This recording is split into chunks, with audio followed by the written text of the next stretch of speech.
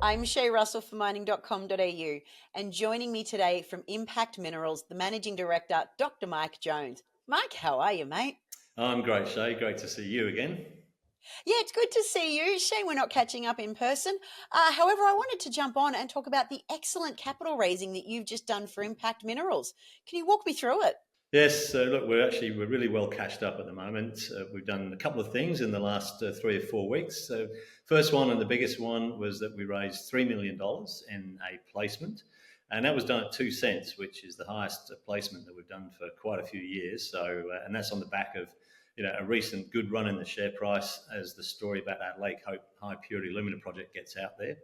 And the really good thing about that placement was that 2 million of it went to existing shareholders. Three of our major shareholders each took up $500,000 each, and which was a really fantastic outcome and really a strong vote of support in what we're doing from the people in the top 20.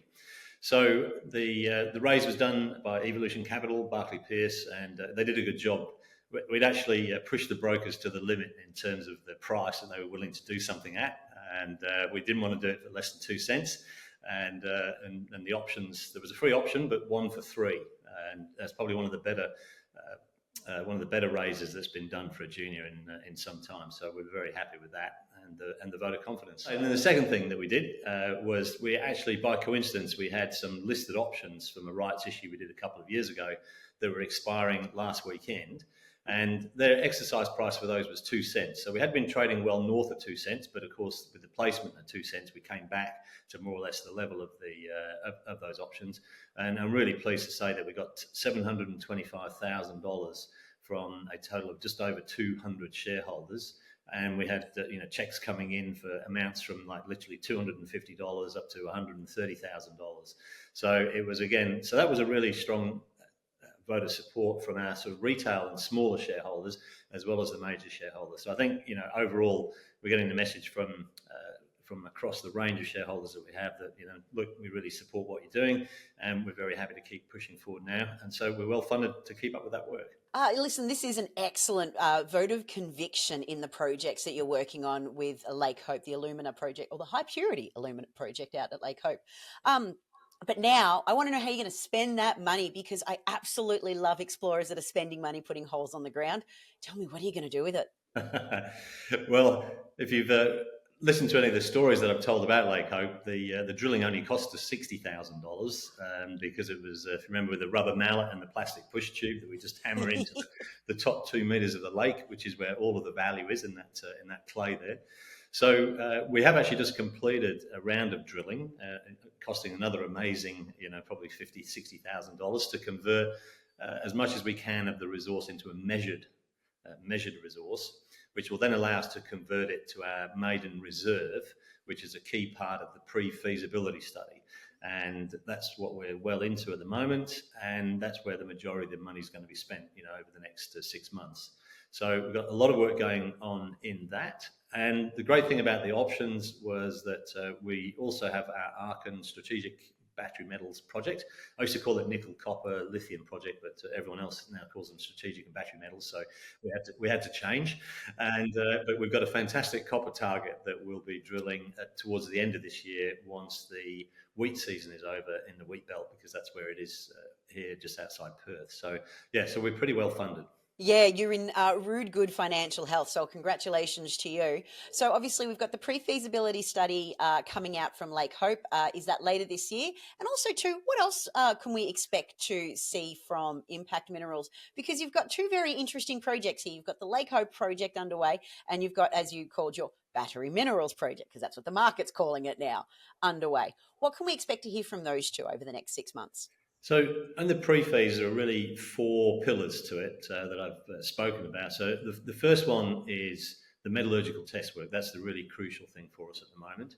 Obviously, we're taking this clay, this lake clay. It's very cheap to mine and relatively cheap to process, and we're trying to convert it into high value, high purity alumina, which, as a reminder, is used in batteries as a separator, stops the batteries exploding, stops the thermal runaway that can occur in those batteries, and then secondly, extensive use in LEDs, light globes, TV screens, and increasingly sapphire in semiconductors. So it's a big growing market.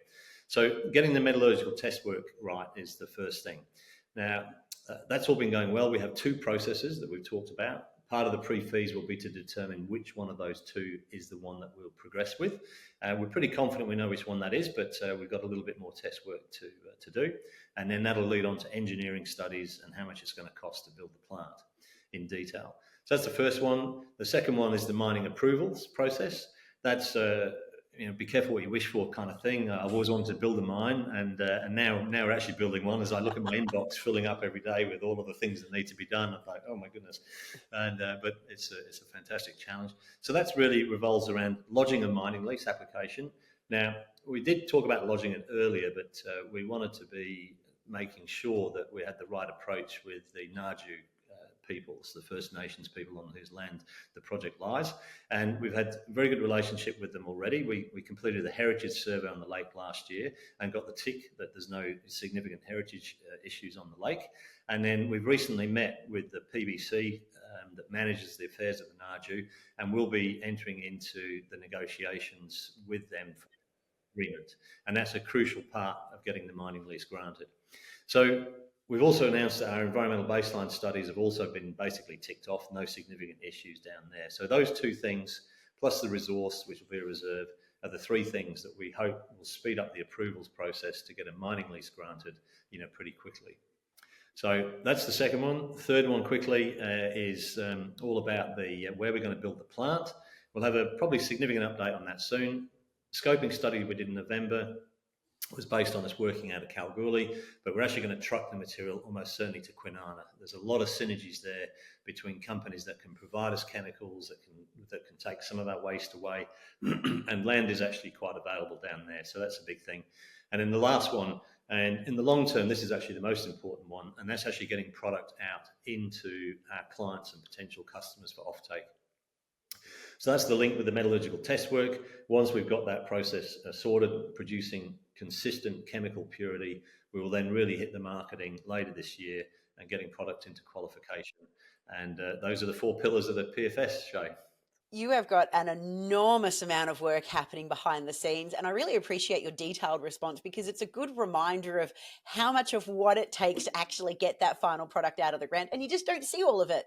Like one ASX update often represents 6 months of work to make it happen. So there's so much work happening behind the scenes, and it's really good to see that you actually are being forced to build a mine now. There's a trade-off between the simplicity of the mine and the relative smoothness of the approvals process. So you can, compared to the back end, that's where a lot of the complexity is. If we'd have just done a normal thing and found like a 10 million ounce ore body, which similar to De Grey, this has probably got a similar value, only a little bit less than De Grey, 10 million ounces worth of gold in the ground at Lake Hope equivalent.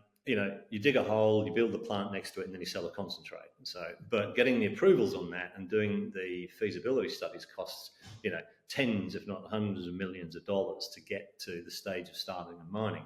We'll be less than 10 before we're ready to go. But on the flip side of that, we've got to get product into customers' hands, work out where to build the plant, etc. So, but look, it's a good trade-off. I'd be very happy to have that. Getting a mining lease granted is a very, very difficult thing to do, and we think that we can get that done fairly smoothly. Mike, there is some awesome news to come over the next 6 months, but I look forward to speaking to you before the end of the year because I think we're going to need some updates along the way. Mike, thank you so much for being here. Not a problem. Thanks, Shay.